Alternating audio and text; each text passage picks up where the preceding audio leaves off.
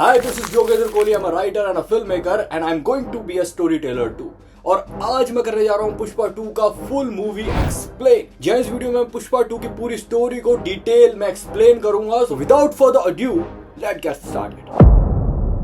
तो कहानी शुरू होती है शिपिंग डॉक से। एक अननोन कंटेनर गलती से गिर जाता है, उसमें से एक आदमी और बहुत सारा लाल चंदन गिरता है। वहाँ डीलर कम गैंगस्टर आ पहुँचते हैं जिन्होंने पुष्पा को उल्टा लटकाया होता है। वो उसे पूछताछ करते हैं मगर पुष्पा कुछ नहीं बोलता। तब वो अपने तमिल शेफ को बुलाते हैं ताकि उसकी बात पुष्पा से हो सके। फिर पुष्पा जाग उठता है और रस्सी अपनी कुल्हाड़ी से काट कर नीचे आ गिरता है। वो एक एक करके सबको मारने लगता है और जापानीज भाषा में बोलने लगता है। ये वो जापानीज है जो उसने 40 दिन के भीतर इंडिया से जापान ट्रैवल के दौरान सीखी थी। उसके जापान आने का सीधा मकसद होता है अपना पैसा वसूल करना, क्योंकि कुछ समय पहले उसने कुछ माल जापान भेजा था और जिसका पैसा जापान वालों ने नहीं दिया। अब होना क्या था, पुष्पा एक एक करके सभी गुंडों की पिटाई करता है। फिर वो उन सब गुंडों के बॉस जो कि गैंगस्टर जैसा दिखता है उसको पीटने लगता है। फिर हमें पता चलता है कि उस गैंगस्टर का भी एक बॉस है जिसका नाम हिरोशिका बॉस है और पुष्पा अपने आप को उन सब का बॉस बताता है। वहाँ हिरोशिका आ जाता है, वो गाड़ी से निकलता है और पुष्पा को गोली मार देता है। फिर पुष्पा सीधा सागर में जाकर गिर जाता है। कहानी फ्लैशबैक में चली जाती है जहाँ पुष्पा का बचपन दिखाया जाता है, जो तालाब के बाजू वाले मैदान में बैठा है। वहीं कुछ बच्चे खेल रहे होते हैं और बॉल सीधा तालाब के अंदर चली जाती है। वो बच्चे पुष्पा के पास आते हैं और उससे बोलते हैं कि जाकर तालाब में से बॉल लेकर आ। फिर पुष्पा से उसका नाम पूछा जाता है, उसके पिताजी का नाम पूछा जाता है। फिर वो बच्चे एक शर्त रखते हैं कि हम मान लेंगे कि तू उन्हीं का बेटा है अगर तू तालाब में से बॉल लेकर आएगा। पुष्पा बेचारा बच्चा था, भोला भाला था, तो वो जाकर सीधा तालाब में कूद पड़ता है। कूदने के बाद वो बॉल ढूंढता है, फाइनली उसको बॉल मिल जाती है, मगर पुष्पा तालाब में डूबने लगता है। इससे पहले कि हम जान पाते कि पुष्पा के साथ क्या हुआ, फिर हम देखते हैं पुष्पा की नींद खुल जाती है और वो बालकनी में जाकर खड़ा हो जाता है। साथ में श्रीवली की भी नींद खुल जाती है। अगले सीन में हम देखते हैं कि लेबर पुष्पा के काम से जंगल जा रहे होते हैं, जिसमें से सीनू नाम का एक लेबर भी है।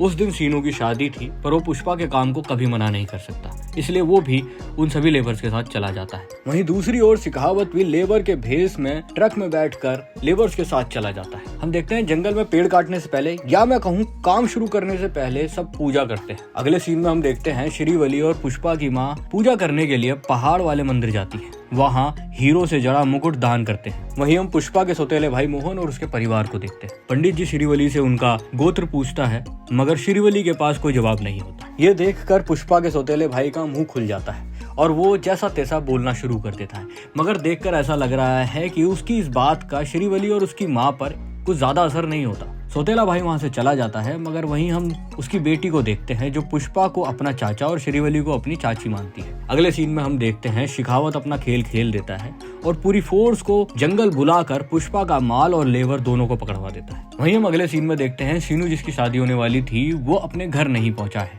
और मुहूर्त निकला जा रहा है। अगले सीन में पुष्पा पैसों से भरा बैग लेकर पुलिस थाने पहुंच जाता है, लेकिन वहां इंस्पेक्टर रूल्स का हवाला देकर सीनू को छोड़ने से मना कर देता है। तब पुष्पा सबको उसके द्वारा पुलिस को दी गई एक एक रिश्वत गिनवाता है और ये याद दिलवाता है कि पूरे स्टेट में from east to west, north to south सिर्फ एक ही का रूल चलता है, वो है पुष्पा का रूल। ये सुनकर एक पुलिस वाला सीनू को जेल से बाहर निकाल देता है, मगर पुष्पा लेबर की बॉडी पर लगी चोट के निशान देख लेता है और उसे पता चलता है कि शिखावत ने उसके लेबर्स को जेल में डालने से पहले लाठियों से बहुत मारा, बहुत पीटा। इनफैक्ट एक लेबर के हाथ में तो गोली भी मार दी थी। अगले सीन में शिखावत पुलिस स्टेशन लौटता है और देखता है सब पुलिस वाले समेत सारे कैदी गायब है, पूरा पुलिस स्टेशन खाली पड़ा है। हम देखते हैं पुष्पा ने सारे पुलिस वालों को उनकी लाइफ टाइम सैलरी देकर खरीद लिया है और शिखावत की गुलामी से आजाद कर दिया। हालांकि लॉजिकल बिल्कुल नहीं है, लेकिन साउथ इंडियन फिल्म में कुछ भी हो सकता है। फिर हम पुष्पा का गाना एंजॉय करते हैं। अगले सीन में हम देखते हैं पुष्पा मस्त तैयार होकर सेंटिमेंट लगाकर श्रीवली को बाय बोलकर सीएम से मीटिंग करने के लिए जा रहा होता है। वहीं पुष्पा श्रीवली को थोड़ा सा प्यार करता है, इतने में श्रीवली का मूड बन जाता है और वो उसे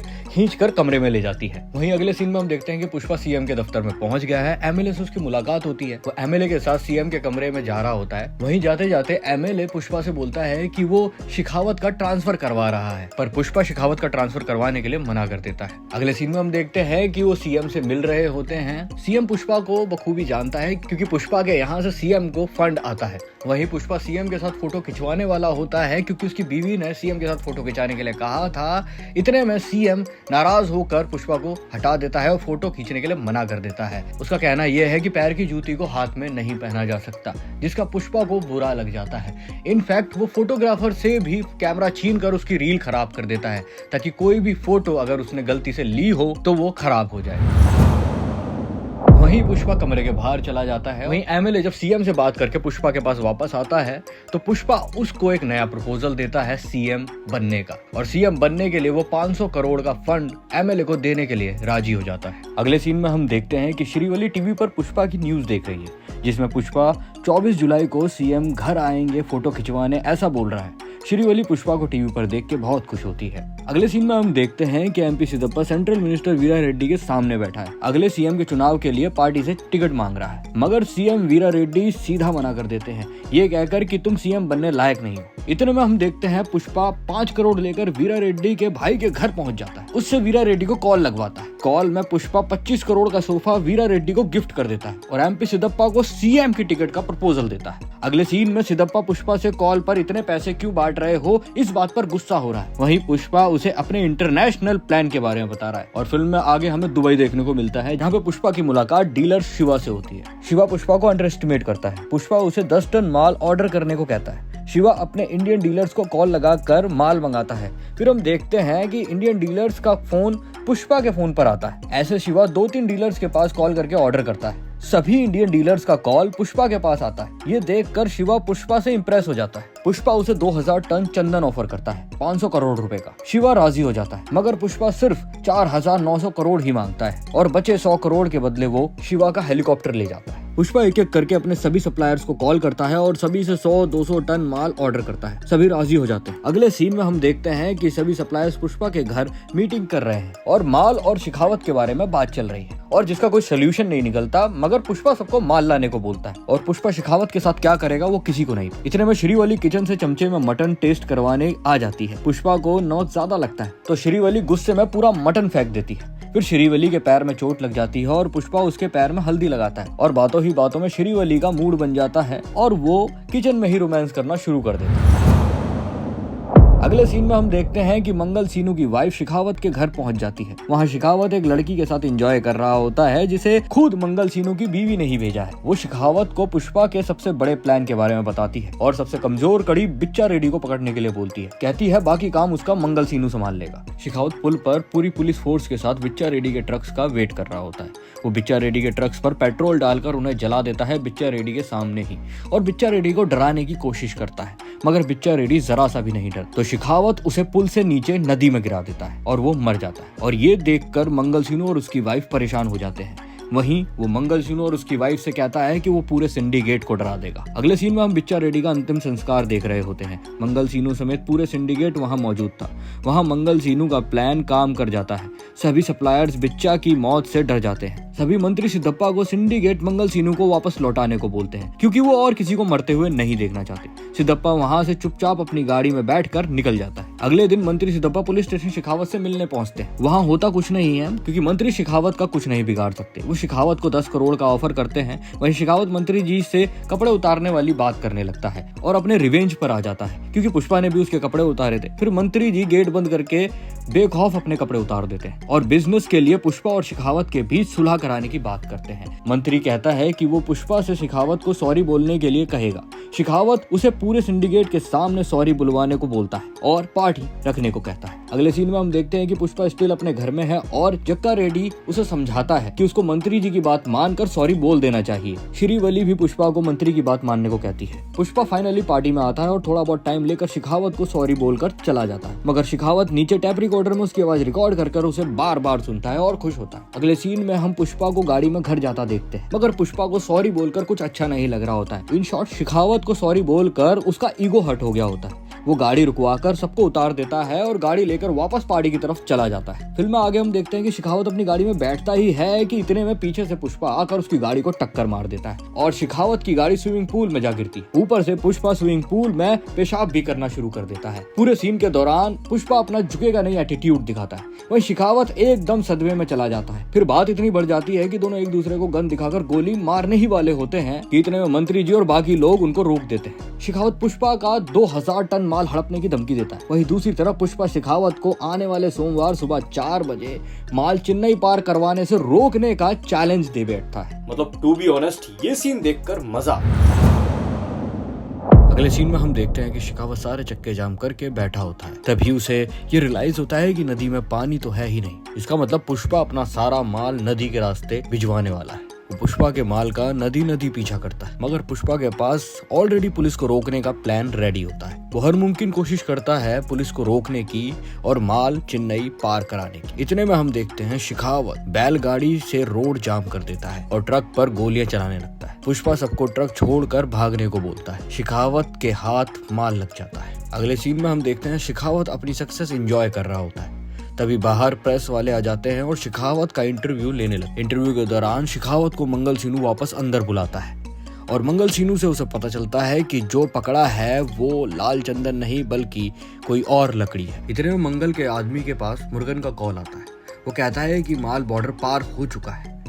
शेखावत को बैल की आवाज सुनाई देती है। वो बाहर जाकर देखता है तो बहुत सारी बैल वापस आ रही होती है, लेकिन उनकी गाड़ी उनके साथ नहीं होती। तब शेखावत को ये रियलाइज होता है कि दरअसल वो बैलगाड़ी ही चंदन की बनी है। फिर हम देखते हैं शेखावत अपने हारे हुए चेहरे से पुष्पा के जीते हुए चेहरे को देख रहा है, जो बैलगाड़ी के पीछे पीछे चला आ रहा है। वो शेखावत को फ्लावर देता है। शेखावत उसे 3 फ्लावर देने को बोलता है और मंगल सीनू और उसके वाइफ के पास जाकर खड़ा हो जाता है। इतने में शेखावत पुष्पा से कहता है कि एक लकड़ी भी पकड़ी तो तू मजदूरी करेगा, देख पूरी बैलगाड़ी पकड़ी है मैंने। इतने में पुष्पा उसे फायर का इशारा करता है और बैलगाड़ी में लगा हुआ बॉम्ब ब्लास्ट हो जाता है। शेखावत अब कुछ नया प्लान करता है और सीनू को एक मीटिंग अरेंज करने को बोलता है। अगले सीन में हम जात्रा फेस्टिवल देखते हैं। कावेरी अपनी माँ को छोड़कर पुष्पा और श्रीवली के पास आ जाती है। पूजा के दौरान श्रीवली को चक्कर आ जाता है। वहाँ हमें पता चलता है कि पुष्पा बाप बनने वाला है। श्रीवली पेट से है। अगले सीन में हम देखते हैं कि पुष्पा माँ काली के गेटअप में नजर आता है और डांस कर रहा है। ये देखकर श्रीवली पुष्पा से पूछती है कि ऐसा क्यों कर रहे हो, तो पुष्पा बताता है कि यात्रा में माँ काली बनकर नाचने से माँ काली खुश होती है और वरदान देती है। दरअसल पुष्पा को बेटी चाहिए, बेटा नहीं, क्योंकि पुष्पा का ना कोई खानदान है ना ही कोई सरनेम है इसलिए, और बेटी का सरनेम शादी के बाद ही बदल जाता है। अगले सीन में हम देखते हैं कि कुछ गुंडे यात्रा फेस्ट में राक्षसी का गेटअप लेकर घुस आते हैं और लड़कियों के साथ छेड़खानी करने लगते हैं। उसमें से एक कावेरी भी थी। वो कावेरी का पल्लू फेंकते हैं, मगर पुष्पा वहाँ आ जाता है और फिर उन गुंडों की अपने अंदाज में पिटाई करता है। मतलब पुष्पा राज का ये एक्शन सीन देखकर मेरी खुद फटके 75 हो गई थी। मतलब क्या कमाल रेंज है अल्लू अर्जुन की यार। मतलब क्या कमाल क्राफ्ट है उसका यार, मजा आ गया। इस बीच में मोहन आ जाता है और पुष्पा को उसकी बेटी की इज्जत बचाने के लिए थैंक यू बोलने के बजाय कोसने लगता है कि तूने मेरी बेटी की इज्जत बचाकर मेरा नाम बदनाम कर दिया है एंड ऑल। श्रीवली मोहन पर भड़क उठती है और गांव के लोगों की भारी भीड़ में साबित कर देती है कि पुष्पा एक नाम ही नहीं बल्कि एक ब्रांड है और पुष्पा को लेकर वहां से चली जाती है। वहीं हम देखते हैं मोहन उन सब गुंडों को आधा गंजा करके गले में जूते चप्पल डालकर गधे पर बिठाकर उनकी सवारी निकालता है। गुंडों को देखकर लगता है कि वो अपना बदला लेने जरूर आएंगे। अगले सीन में हम देखते हैं कि शेखावत और सीनू सीएम के पास पहुंच जाते हैं और सिद्धप्पा और पुष्पा के प्लान के बारे में बताते हैं कि वो कैसे पैसे लाने वाला है और कैसे सिद्धप्पा सीएम की कुर्सी छीनने वाला है। मगर शेखावत के पास उनका प्लान फेल करने का सिर्फ एक ही रास्ता होता है, माल को रामेश्वरम में पकड़ने का। शेखावत सीधा रामेश्वरम शिपिंग डॉक पहुंच जाता है। पूरा डॉक छानने के बाद माल नहीं मिलता, मगर शेखावत पुष्पा को अच्छे से जानता है, इसलिए वो पानी में कूद जाता है। वो देखता है सारा माल पानी के नीचे बोट से लटका हुआ है। शेखावत एक खाली बोट पर चढ़ जाता है और सभी पुलिस वालों को बोट का पीछा करने के लिए कहता है और सभी पुलिस वाले उन बोट्स का पीछा करने लगते हैं। सभी बोट श्रीलंका पार कर लेती हैं, मगर शेखावत की बोट को बॉर्डर पार करने की इजाजत नहीं है। लेकिन शेखावत रुकता नहीं है और वो बॉर्डर पार करने ही वाला होता है कि श्रीलंका की फोर्स आ जाती है और शेखावत को रोक लेती है। और इस बार भी पुष्पा हंसते हंसते शेखावत को अपना ब्रांड दिखा जाता है। अगले सीन में हम देखते हैं कि बहुत सारा पैसा ट्रक्स में भर कर पुष्पा के अड्डे पर आता है, जिसे वो लोग सोफा और फर्नीचर एक्सेट्रा में भर देते हैं और हर एक फर्नीचर के पीछे एक एक एमएलए का नेम टैग लगा देते हैं। फाइनली सिद्धप्पा को सीएम की शपथ लेते हुए देखते हैं। सीएम पुष्पा के घर खाना खाने आ जाता है और इंटरव्यू के दौरान रिपोर्टर को याद आता है कि आज 24 जुलाई है, जो डेट पुष्पा ने लास्ट इंटरव्यू में बोली थी। सीएम सिद्धप्पा पुष्पा को गले लगाता है और शेखावत का ट्रांसफर ऑर्डर पुष्पा को दिखाता है, मगर पुष्पा वो ऑर्डर फाड़ कर फेंक देता है। At the same time Siddappa Srivalli को वो फोटो वाली बात बता देता है जो एक्स सीएम ने पुष्पा के साथ लेने से मना कर दिया था और पुष्पा ने सीएम ही बदल दिया। वहीं खाना खाते हुए हम देखते हैं श्रीवली और पुष्पा आपस में बात कर रहे होते हैं, तभी सीएम सिद्धप्पा श्रीवली के साथ फोटो खिंचवाने को बोलता है। ये देखकर सभी मंत्री हंसने लगते हैं। तभी गले में सोने की चेन लिए कैमरामैन आ जाता है। ये वही कैमरामैन है जिसकी कैमरा से रील निकालकर एक्स सीएम ने फेंक दी थी। फिर हमें पता चलता है कि 24 जुलाई को श्रीवली का बर्थडे भी होता है।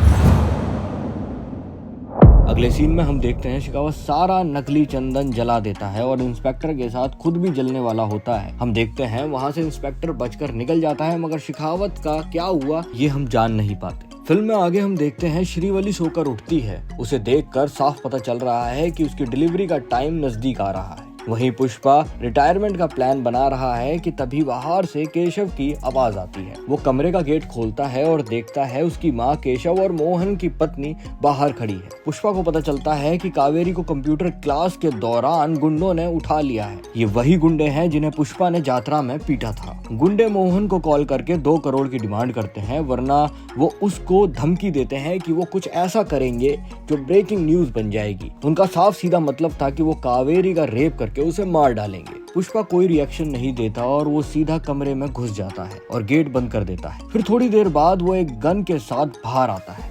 अगले सीन में हम देखते हैं कि पुष्पा सीधा सिटी केबल न्यूज में चला जाता है और लाइव चल रही न्यूज में घुसकर गुंडों को वार्निंग देने लगता है। वो गुंडों को 1 घंटे का टाइम देता है कावेरी को वापस लौटाने का, वरना उसके बाद पुष्पा उन गुंडों को काट डालेगा और पूरे गांव में ये अनाउंसमेंट कर देता है कि 30 मिनट में कावेरी का पता लगाओ। पुष्पा पूरा जिला बंद करा देता है। अगले सीन में प्रताप रेड्डी सीएम रेड्डी से मिलने आता है और हमें पता चलता है कि कावेरी को उठाने वाला गुंडा प्रताप रेड्डी के भाई का बेटा बुग्गा रेड्डी है। कुछ दिन पहले वो एक रेप केस में छूटा था और अब पुष्पा की भतीजी को उसने उठा लिया। सिद्धप्पा पुष्पा को कॉल करके इस मैटर से दूर रहने को बोलता है, मगर पुष्पा कावेरी को अपनी भतीजी मानता है, इसलिए वो मना कर देता है और बुग्गा रेड्डी को मारने की धमकी देता है। बुग्गा रेड्डी फाइनली पुष्पा का टीवी न्यूज देख लेता है और पुष्पा को कॉल मिला देता है और 10 करोड़ की डिमांड करता है और पुष्पा को अकेले आने के लिए बोलता है। पुष्पा अकेला हेलीकॉप्टर में कावेरी को छुड़ाने निकल पड़ता है। अगले सीन में हम देखते हैं पैसों से भरा फर्नीचर बुग्गा रेड्डी के अड्डे में आ गिरता है और पुष्पा ऊपर से हेलीकॉप्टर लिए खड़ा है। पुष्पा हेलीकॉप्टर से नीचे उतरता है और पहली गोली टीवी पर चलाता है। हमें पता चलता है कि लड़की के सर पर उन्होंने गन रखी हुई है और पुष्पा की कोई भी एक गलती से सीधे कावेरी की जान जाएगी। पुष्पा समझ जाता है कि प्रताप रेड्डी के भतीजे ने सिर्फ पैसों के लिए कावेरी को नहीं उठाया, बात बेइज्जती की थी। वो सब पुष्पा को एक एक करके मारते हैं और पुष्पा कुछ नहीं करती, मगर इतने में उन्हें मजा नहीं आ रहा होता है तो वो काली माँ की साड़ी और गहने पुष्पा को पहना देते हैं। फिर हम देखते हैं कि बुग्गा के और गुंडे आ जाते हैं और वो भी पुष्पा को मारने लगते हैं। वो उसके हाथ पैर बांध देते हैं। फिर बुग्गा रेड्डी कावेरी को पुष्पा के सामने बुलवाता है। कावेरी पुष्पा को चाचा कहकर बुलाती है, वहीं पुष्पा कावेरी को बेटा कहकर बुलाता है। बुग्गा के गुंडे पुष्पा को तड़पाने के लिए कावेरी का पल्लू बार बार हटाते हैं और गलत हरकतें करते हैं। देन हम देखते हैं कि वो कावेरी के कपड़े फाड़ना शुरू कर देते हैं और पुष्पा ये देखकर आग बबूला हो जाता है। फिर पुष्पा हिम्मत जुटाता है और बंधे हाथ पैरों से ही गुंडों से लड़ाई करना शुरू कर देता है। वो एक एक करके सभी गुंडों को मार रहा होता है। जिसने कावेरी को हाथ लगाया उनके वो हाथ पैर सब काट देता है। फिल्म में आगे हम देखते हैं कि केशव बुग्गा के अड्डे पर जैसे तैसे पहुंच जाता है, क्योंकि सीएम सिद्धप्पा ने उसे कॉल करके पुष्पा को रोकने के लिए भेजा था। पुष्पा बुग्गा को मारने वाला ही होता है कि केशव और बाकी लोग पुष्पा को रोक लेते हैं और कावेरी भी बीच में आ जाती है। पुष्पा बुग्गा को नीचे फेंक देता है। केशव बुग्गा से प्रताप रेड्डी की बात करवाने वाला ही होता है कि पुष्पा इतने में दुर्गा माँ का त्रिशूल बुग्गा के आर पार कर देता है। हम देखते हैं कि इतने में बुग्गा का बाप भी अड्डे पर पहुंच जाता है। बुग्गा का बाप उसे अपने सामने मरता हुआ देखते हैं। अगले सीन में हम देखते हैं कि प्रताप रेड्डी दोनों का अंतिम संस्कार कर रहा होता है। जी हाँ, बुग्गा रेड्डी और उसके बाप दोनों का, क्योंकि पुष्पा उसके बाप को भी मार चुका होता है। अगले सीन में हम पुष्पा के भाई मोहन को पुष्पा के घर आता देखते हैं। उसके हाथ में कोई पैकेट है, मगर पुष्पा उससे मिलने नहीं आता है। फाइनली मोहन को ये रियलाइज होता है कि पुष्पा उसका भाई है और उनके बीच में खून का रिश्ता है। वो पुष्पा की माँ से माफी मांगता है और उस पैकेट में कावेरी की शादी के कार्ड्स होते हैं। वो पहला कार्ड पुष्पा की माँ के हाथ में देता है और चला जाता है। इन दी एंड श्रीवल्ली पुष्पा को कावेरी की शादी का कार्ड दिखाती है। उसकी माँ और उसका नाम कार्ड पर फैमिली के साथ लिखा देख पुष्पा के आंखों में आंसू आ जाते हैं और वो बच्चों की तरह फूट फूट कर रोने लगता है। फाइनली पुष्पा कावेरी की शादी में आ जाता है। मोहन पुष्पा को गले लगाता है। मोहन का छोटा भाई भी पुष्पा को गले लगाता है। साथ में कावेरी भी पुष्पा को गले लगाती है और ये चैप्टर यहीं एंड हो जाता है। फिर हम एक सीन में प्रताप रेड्डी के घर मंगल सीनू और उसकी वाइफ और जॉली रेड्डी सभी को आया देखते हैं, मगर प्रताप किसी और का भी वेट कर रहा था। उसका मैसेज एक गुलदस्ते के रूप में आता है जिसमें एक बॉम्ब होता है और ठीक वैसा ही बॉम्ब वाला गुलदस्ता हमें कावेरी की शादी में भी देखने को मिलता है। और मुझे ऐसा लगता है कि वो बॉम्ब और कोई नहीं शेखावत ने भेजा है, जो उसके एक बटन दबाते ही ब्लास्ट हो जाता है, मगर वो ब्लास्ट कहाँ होता है ये हम नहीं जान पाते। और इसी के साथ हमें देखने को मिलता है पुष्पा 3 का upcoming title Pushpa 3 the rampage. और वीडियो के अंत में मैं आपसे सिर्फ इतना ही कहूंगा कि इस फिल्म और इस वीडियो को देखने के बाद मेरे भी आपकी तरह बहुत सारे सवाल हैं इस फिल्म को लेकर, और इन्हीं सवालों के ऊपर मैं लाने वाला हूं हमारी अगली वीडियो, जिसमें मैं एंड को बहुत डिटेल में एक्सप्लेन करूंगा और जो आपके सवाल है उन सभी सवालों का जवाब उस वीडियो के माध्यम से देने की कोशिश करूंगा। So please subscribe the channel और मेरी स्टोरी प्रेडिक्शन वाली वीडियो जरूर देखें, क्योंकि आप शॉक हो जाओगे कि मैंने पुष्पा 2 की स्टोरी को कितने डिटेल में प्रेडिक्ट किया।